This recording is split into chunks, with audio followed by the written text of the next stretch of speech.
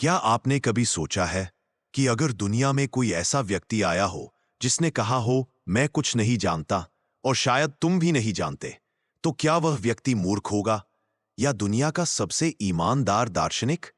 क्या आपने कभी यह कल्पना की है कि एक आदमी ऐसा भी था जिसने ज्ञान के मंदिर में खड़े होकर चिल्लाया, ज्ञान पर भरोसा मत करो, क्योंकि मनुष्य का ज्ञान मनुष्य की आंखों की तरह है, कभी साफ, कभी धुंधला और अक्सर पूरी तरह भ्रम। और क्या आपने कभी यह सुना है कि किसी दार्शनिक ने पूरी एक अकादमी की दिशा बदल दी, उसका रास्ता बदल दिया और दुनिया को एक नए सवाल में धकेल दिया? अब आपका स्वागत है टोटल फिलॉसफी की ओर से एक ऐसी यात्रा में जहां हम चलेंगे आरसी सिलास के साथ, जो पिरहो की तरह संदेहवादी था, और प्लेटो की अकादमी का ऐसा मुखिया जिसने कहा सत्य, कौन सा सत्य? अब कहानी शुरू होती है। आरसी सिलास का जन्म एशिया माइनर के एक छोटे से नगर पिताना में हुआ था। उसका बचपन साधारण था, न कोई राजघराना, न कोई संपत्ति, लेकिन उसके भीतर एक चीज असाधारण थी, एक बेचैनी, एक प्यास, एक अनंत जिज्ञासा। लोग कहते हैं यह बच्चा सवाल पूछता नहीं, सवाल बन जाता है। वह अपने शिक्षक से पूछता, आप जो सिखाते हैं वह आपने कहां से सीखा? और जब शिक्षक जवाब देते पुराने दार्शनिकों की किताबों से, तो वह पूछता और उन्हें कैसे पता चला? शिक्षक चुप हो जाते, क्योंकि हर सवाल के पीछे एक और सवाल और फिर एक और सवाल। अल्चिसिलस सिर्फ सीखता नहीं था, वह सीखने पर भी शक करता था। युवा होते ही वह एथेंस गया, जहां दुनिया के महानतम विचारक, महानतम शिक्षक और महानतम बहसें उसका इंतजार कर रही थी। वहां उसने थियोफ्रास्टस, क्रैंटर और विशेष रूप से पोलेमो जैसे दार्शनिकों के साथ संवाद किया। पोलेमो उसकी तीव्र बुद्धि से हैरान था। वह कहता, ये युवक केवल ज्ञान नहीं चाहता, ये ज्ञान की जड़ें खंगालना चाहता है।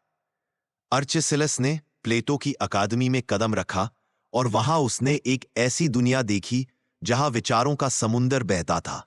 तर्क, न्याय, ज्ञान, आत्मा, रूप, हर विषय पर बहसें होती थीं।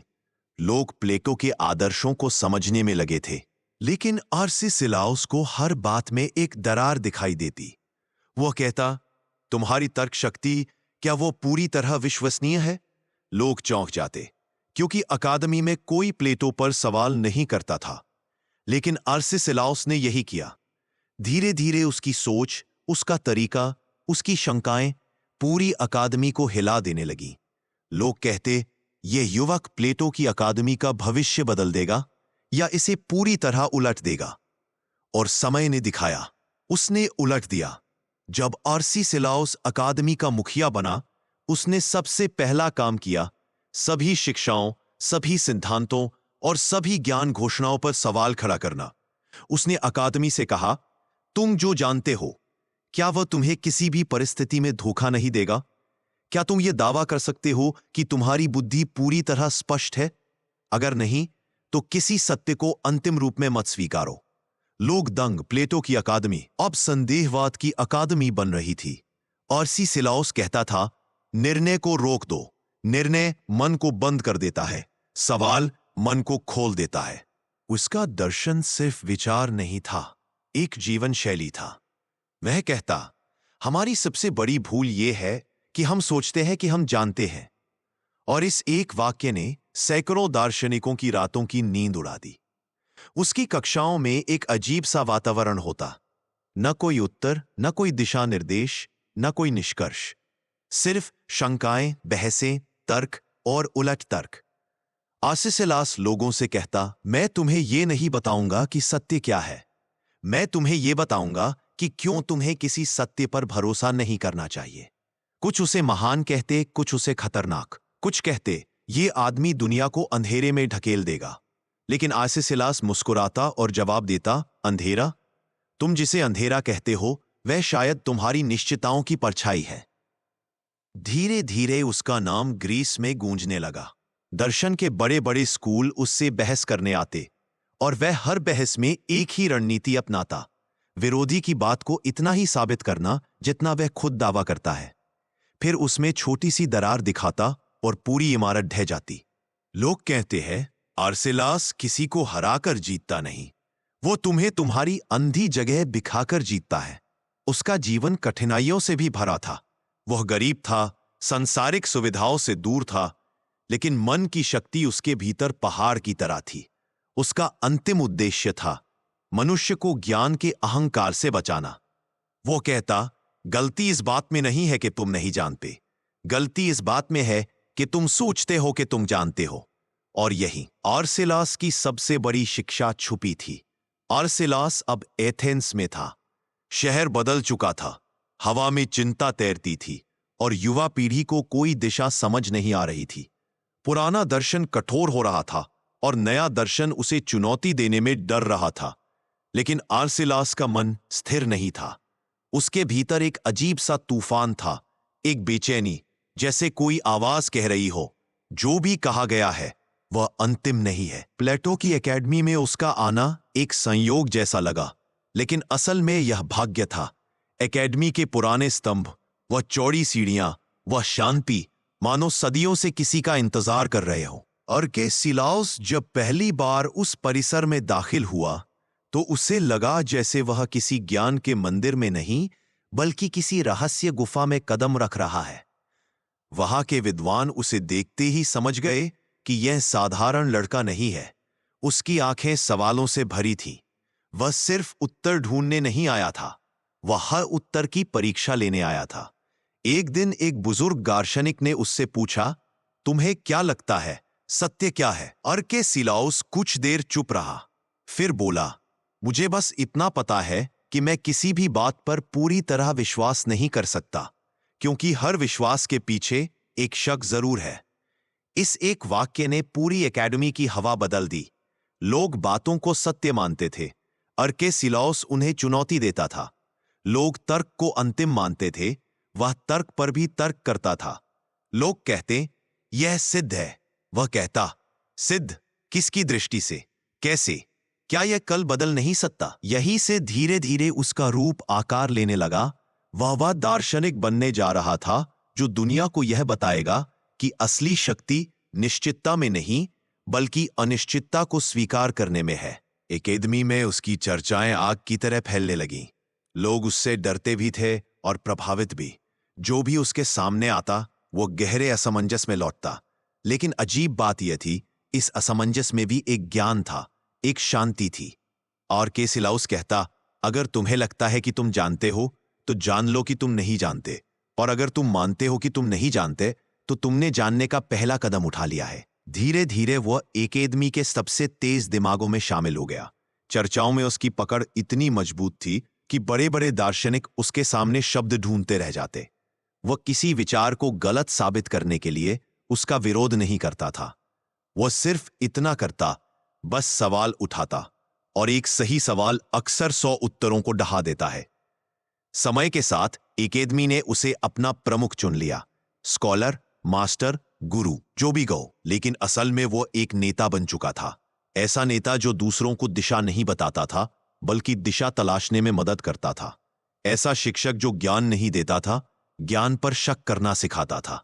एक दिन उसने अपने छात्रों से कहा, किसी भी दावे को स्वीकार करने से पहले उससे पूछो, क्या तुम सही हो सकते हो, क्या तुम गलत हो सकते हो, और अगर दोनों संभव है तो तुम किसी एक पर अड़े क्यों खड़े हो? उसकी यह सोच आगे चलकर संपूर्ण स्केप्टिसिज्म, अनिश्चितता का दर्शन की नींव बन गई। आर्केसिलाउस कहता था, हमें निर्णय नहीं रोकने चाहिए, लेकिन हमें निर्णय करने से पहले खुद को यह याद दिलाना चाहिए कि हम गलत भी हो सकते हैं। यह विचार उस समय क्रांतिकारी था। लोग सत्य को पकड़ना चाहते थे और वह कह रहा था, सत्य पकड़ने की चीज नहीं, तलाशने की चीज है। लेकिन आर्केसिलाउस सिर्फ विचारक नहीं था, उसकी जिंदगी में संघर्ष भी थे, रिश्ते भी, यात्राएं भी, और ऐसे पल भी जहां उसका खुद का मन उसे उलझा देता था। कई रातें उसने ऐसे बिताई जब वह सिर उठाकर आकाश को देखता और अपने आप से पूछता, क्या मैं सही हूं या मैं सिर्फ अंधकार में हाथ मार रहा हूं? लेकिन फिर वह मुस्कुरा देता, क्योंकि उसके लिए यही तो दर्शन था, अनिश्चितता को गले लगाना और खोज जारी रखना। एकेडमी में उसका प्रभाव बढ़ता गया। उसके आसपास छात्रों की भीड़ रहती। कुछ उससे सीखने आते, कुछ उसे चुनौती देने, और कुछ सिर्फ उसकी बात सुनकर अपने ही मन को नया रास्ता देने आते। अर्केसिलाउस की शिक्षा ने लोगों को एक अनोखी स्वतंत्रता दी। विचार की स्वतंत्रता, सवाल पूछने की स्वतंत्रता, गलत होने की स्वतंत्रता, और यह स्वतंत्रता ही प्लेटो की एकेडमी में नई रोशनी बन गई। लेकिन उसकी यात्रा अभी बहुत लंबी थी। उसकी सोच अभी और गहराई में उतरने वाली थी। उसके जीवन में कुछ ऐसे मोड़ आने वाले थे जहां उसे खुद अपने दर्शन को कसौटी पर रखना पड़ेगा। क्योंकि दुनिया सिर्फ विचारों से नहीं चलती, दुनिया भावनाओं, संघर्षों और परिस्थितियों से भी चलती है। अर्केसिलाउस अब एकेडमी का केंद्र बन चुका था। उसकी चर्चाएं मानो हवा में घुलती जा रही थी और हर छात्र के मन में एक नई बेचैनी जगा रही थी। लेकिन ये बेचैनी बुरी नहीं थी। ये वो बेचैनी थी जो जानकारी से नहीं, समझने की इच्छा से पैदा होती है। हर सुबह वह एकेडमी के विशाल बगीचे में टहलते हुए अपने विद्यार्थियों से गहरी बातें करता। पक्षियों की आवाज, धूप की सुनहरी किरणें और हल्की हवा सब मिलकर उसके शब्दों को किसी संगीत की तरह बहाती थीं। हम कभी पूरी तरह सच को पकड़ नहीं सकते, वह अपने छात्रों से कहता, क्योंकि जैसे ही तुम सोचते हो कि तुमने उसे पकड़ लिया है, वह एक नए रूप में सामने आ जाता है। उसकी बातों में एक अजीब सादगी थी, लेकिन असर इतना गहरा कि बड़े से बड़ा विचारक भी घंटों सोचता रह जाए।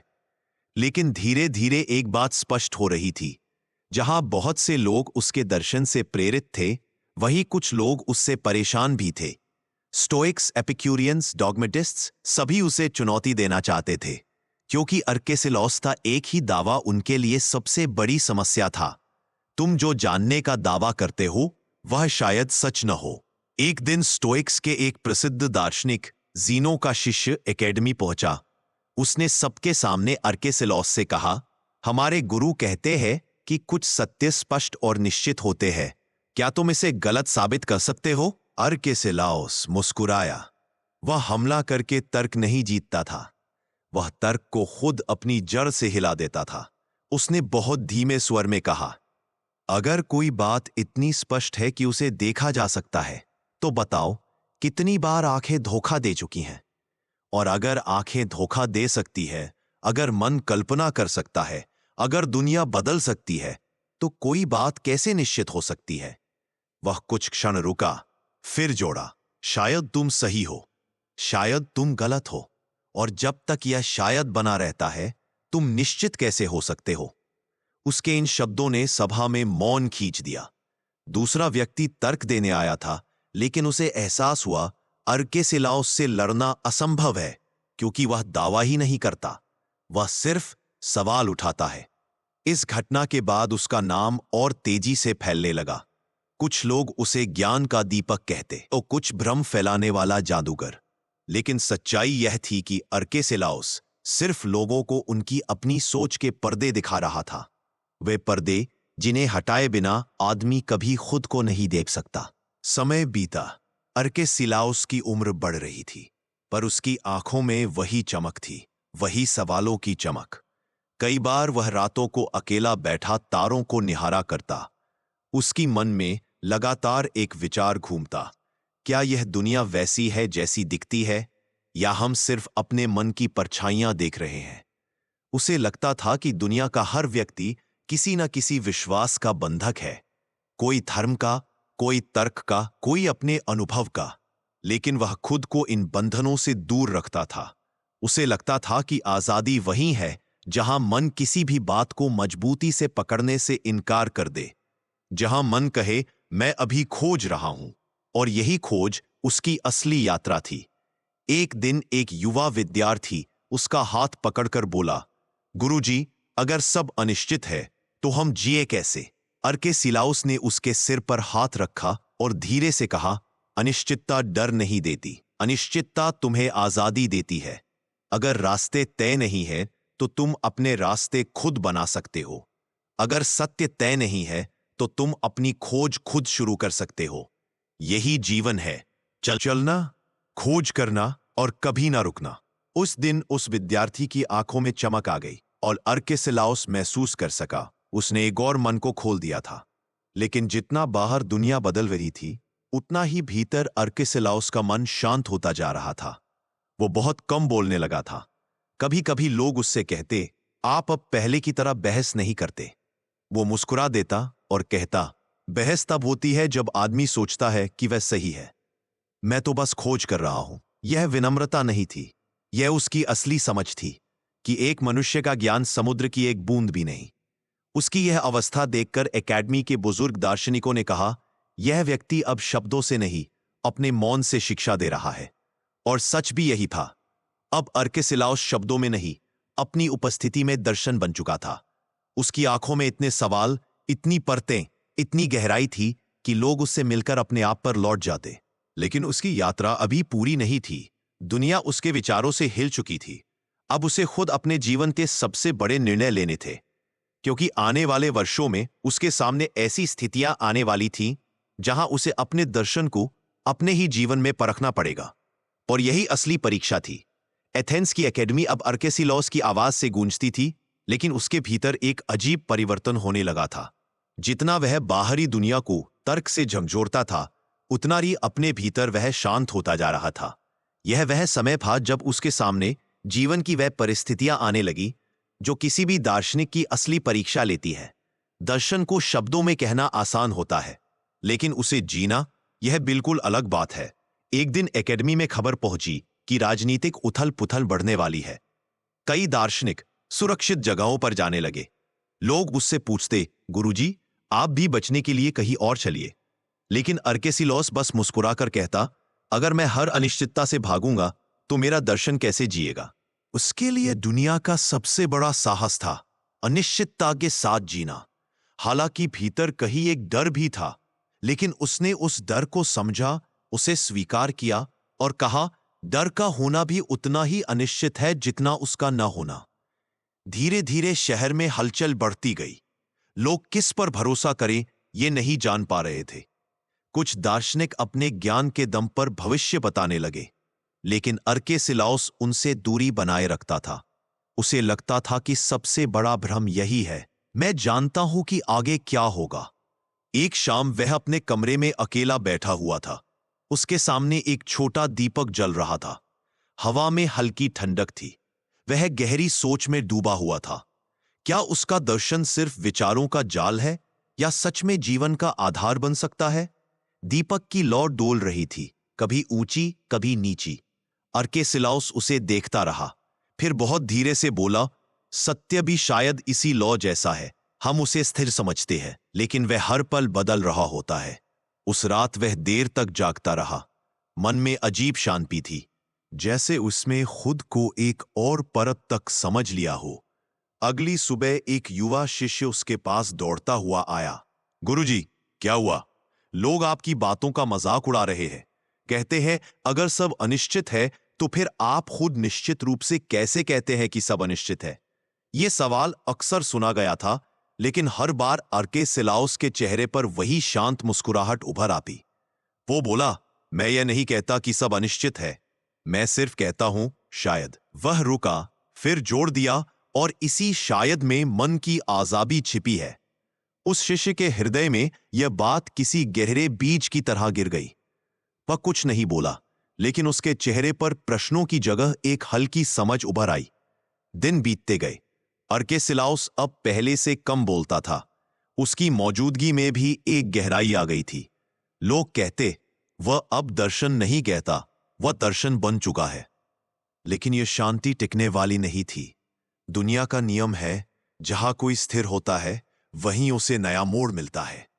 एक शाम एथेंस में तनाव इतना बढ़ गया कि कई दार्शनिकों और नागरिकों ने एकेडमी के बुजुर्गों से सलाह मांगी।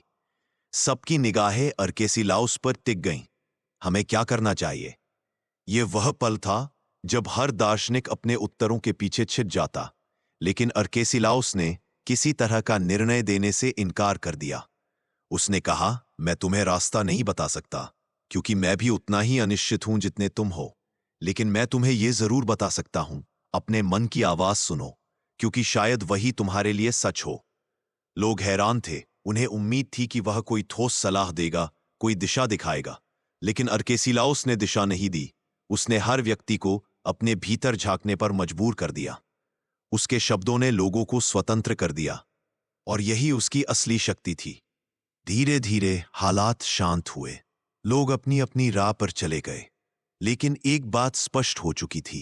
अर्केसिलाउस किसी सत्ता का हिस्सा नहीं था, किसी विश्वास का प्रतिनिधि नहीं था। वो सिर्फ एक यात्रिक था जो अपने मन का आकाश खोज रहा था। उसकी यह अवस्था उसे एक ऐसे बिंदु पर ले जा रही थी जहां दर्शन और जीवन एक दूसरे में घुलने लगते हैं, जहां शब्दों की जरूरत नहीं पड़ती, सिर्फ अनुभव पर्याप्त होता है। और इसी अनुभव की राह पर अब अर्केसिलाउस एक और बड़े मोड़ की ओर बढ़ रहा था। एक ऐसा मोड़ जहां उसे अपने ही दर्शन से सामना करना था, एक ऐसे रूप में जिसकी उसने कल्पना भी नहीं की थी। एथेंस का माहौल धीरे धीरे शांत हो रहा था, लेकिन अर्केसिलाउस के भीतर एक और तूफान उठ रहा था। जितना समय वह अपने छात्रों के साथ बिताता, उतना ही उसे महसूस होता कि उसका दर्शन सिर्फ उनके लिए नहीं, बल्कि पहले उसके अपने लिए है। शाम के समय वह अकेडमी के ऊपर बने लंबे गलियारे में टहलता था। वहां पत्थर की लंबी छत, हल्की हल्की हवा और दूर से आती शहर की आवाज, ये सब उसके लिए किसी मंदिर जैसा लगता। ये वही जगह थी जहां वह अपने विचारों से बात करता था, जहां वह खुद को समझने की कोशिश करता था। एक शाम चलते चलते अचानक उसे अपने बचपन की याद आई। उस समय के साधारण दिन, साधारण बातें और साधारण सपने। क्या वह कभी सोच सकता था कि एक दिन वह उन विचारों का प्रतिनिधि बनेगा जिनसे पूरी दुनिया हिल जाएगी? वह खड़ा रहा, आंखें बंद कर ली और सोचा, क्या मैं वही हूं जो लोग मुझे समझते हैं, या मैं अभी भी वह बच्चा हूं जो दुनिया को पहली बार देख रहा था? उसी क्षण उसे अपने भीतर एक अजीब सी नरमी महसूस हुई, जैसे वह खुद पर कठोर होना छोड़ रहा था, जैसे वह अपने मन की परतों को अपने सामने खुलते देख रहा था। लेकिन वास्तविक परीक्षा अभी बाकी थी, क्योंकि उसी समय एक खबर फैलने लगी। अकेडमी के बाहर उसका संघर्ष बढ़ने वाला था। स्टोइक्स, एपिक्यूरियंस और कई दूसरे विचारधाराओं के प्रतिनिधि अब सीधे उससे भिड़ने वाले थे।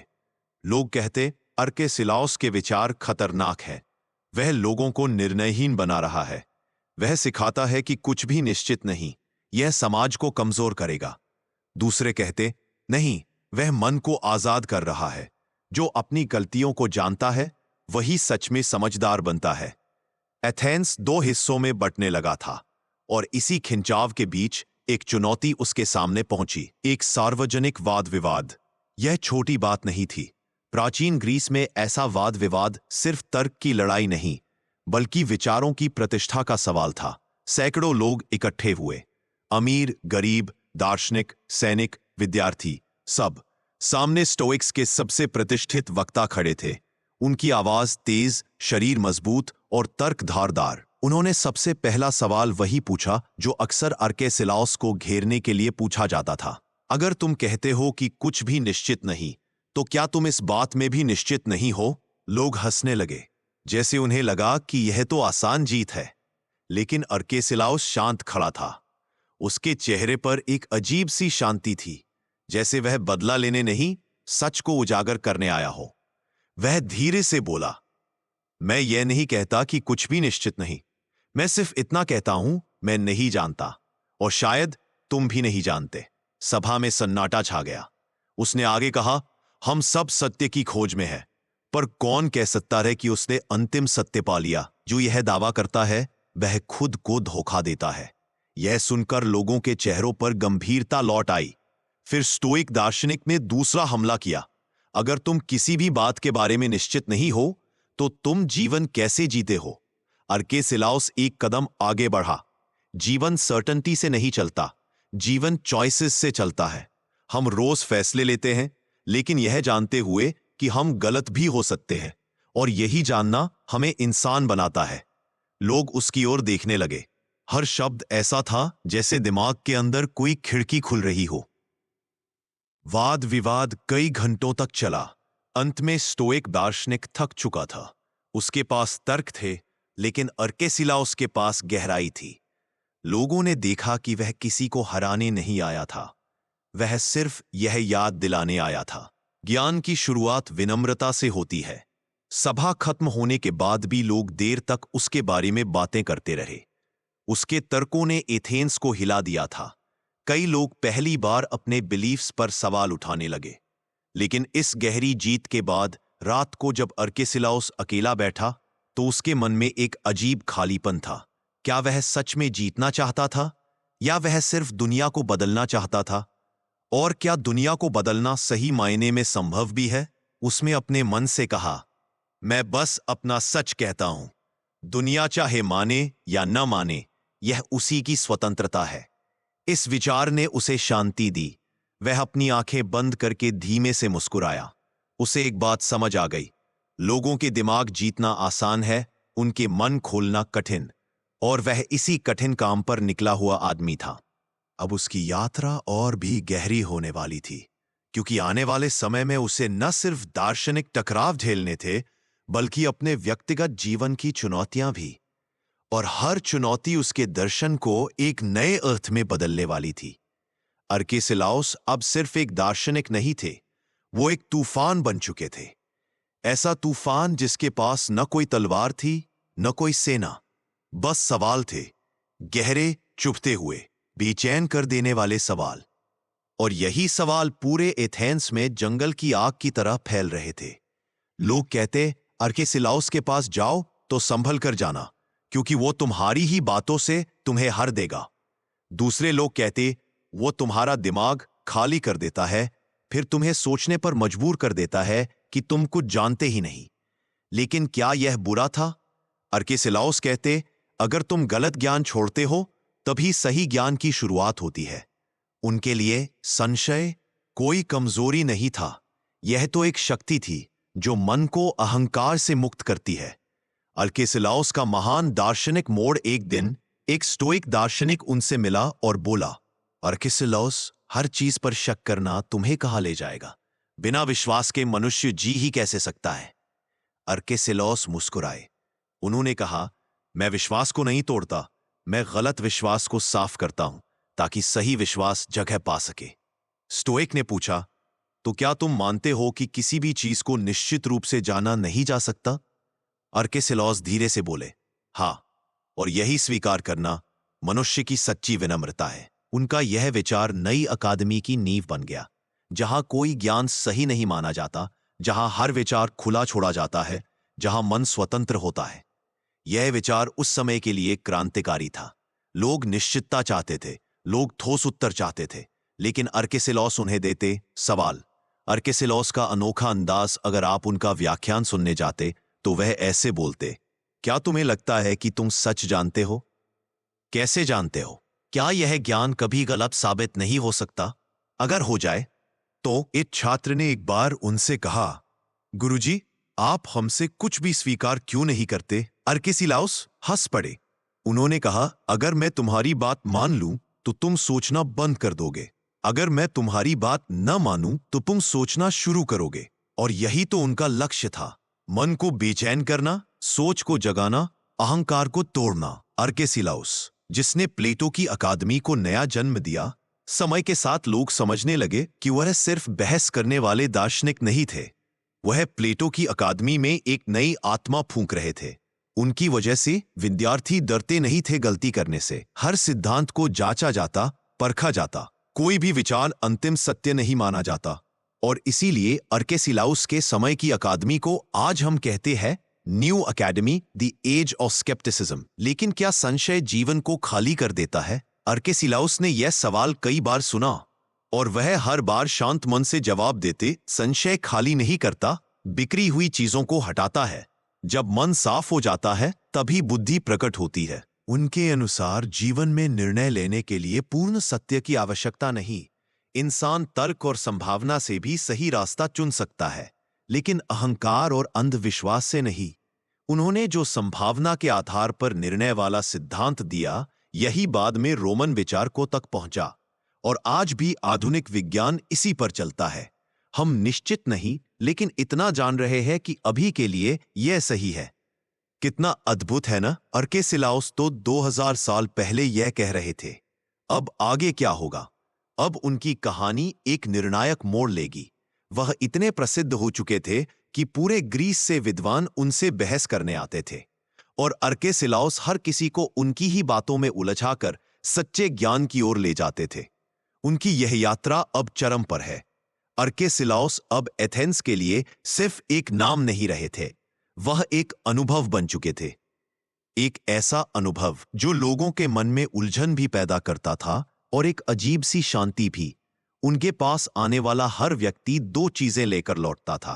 पहला, अपने ज्ञान पर गहरा शक। दूसरा, और जानने की असमाप्त प्यास। और शायद यही अर्किसिलाउस की असली ताकत थी। वो उत्तर नहीं देते थे, वह भीतर प्रश्न जगाते थे। वह राह नहीं दिखाते थे, वह रास्ता खोजने के लिए मजबूर करते थे। अर्किसिलाउस और सार्वजनिक बहसों की आग उन दिनों एथेंस में एक परंपरा थी।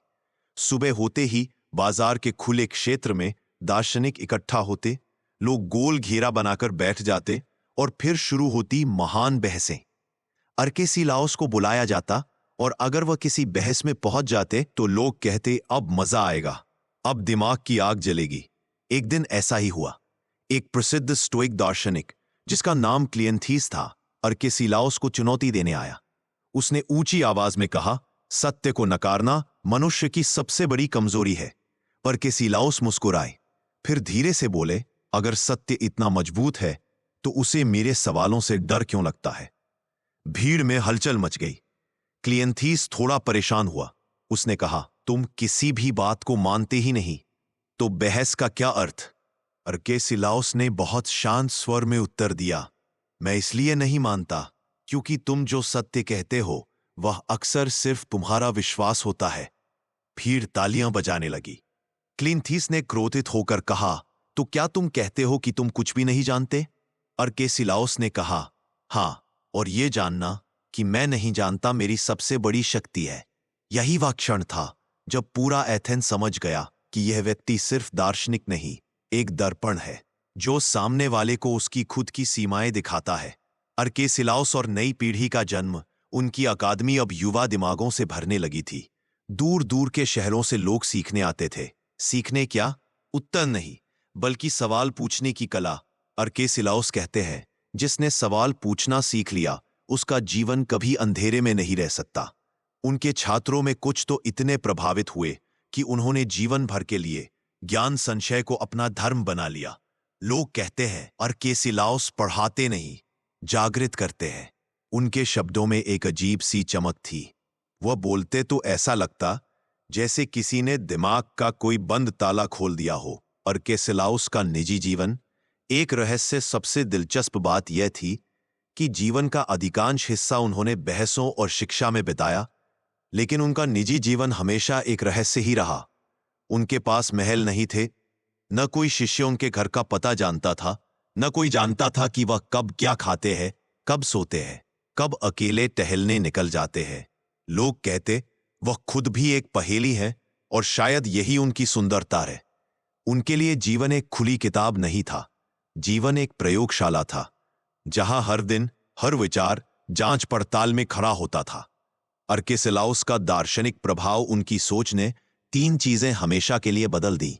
ज्ञान का मतलब बदल गया। ज्ञान अब दावा नहीं था, बल्कि खोज की प्रक्रिया था। अकादमी की दिशा बदल गई। प्लेटो का स्कूल अब अनंत संशय और खोज का विद्यालय बन गया। यूनान का विचार वातावरण बदल गया। दार्शनिक अब सिर्फ उपदेशक नहीं रहे, वे अब सत्य के खोजी बन गए। उनके बाद आने वाले कई प्रसिद्ध दार्शनिक, कार्नियादेस, क्लिटोमाकस और अदर्स, सब उनकी सोच को आगे ले गए। अगर अर्किसिलाउस ना होते तो शायद अथक, अनिश्चित, खोजी दर्शन की वह श्रृंखला कभी जन्म ही न लेती। अब यहां एक मोड़ आता है। उनके जीवन का अंतिम चरण भावनाओं, मौन और गहरी बुद्धि से भरा हुआ है। वह धीरे धीरे दुनिया से दूर होने लगे, भीड़ से, बहसों से, बाजार की हलचल से, सबसे दूर। लोग कहते हैं वह अब भीतर की यात्रा पर निकल पड़े हैं, और सच में उनकी अंतिम यात्रा उससे भी गहरी थी जितनी किसी ने सोची थी। अर्किसिलाउस की जीवन यात्रा अब शांत मोड़ पर पहुंच चुकी थी। जहां कभी बहसों की आग जलती थी, अब वहां गहरी, धीमी, ठंडी रोशनी थी। एक ऐसी रोशनी जो भीतर देखने वालों को ही दिखाई देती है। वह अब भी अकादमी जाते थे, लेकिन पहले जैसी भीड़ नहीं, पहले जैसा शोर नहीं। अब वह सिर्फ कुछ चुनिंदा छात्रों से बात करते, और उन बातों में भी प्रश्नों की आग नहीं, बल्कि अनुभव की शांत गर्माहट होती थी। लोग समझ गए थे, अर्किसिलाउस अब बाहरी दुनिया से हटकर अपनी ही आत्मा में डूब रहे हैं। अंतिम दिनों का मौन, उनके अंतिम वर्ष बहुत अलग थे। न कोई हैरत अंगेज बहस, न कोई तीखे सवाल, न कोई नए दर्शन की घोषणा।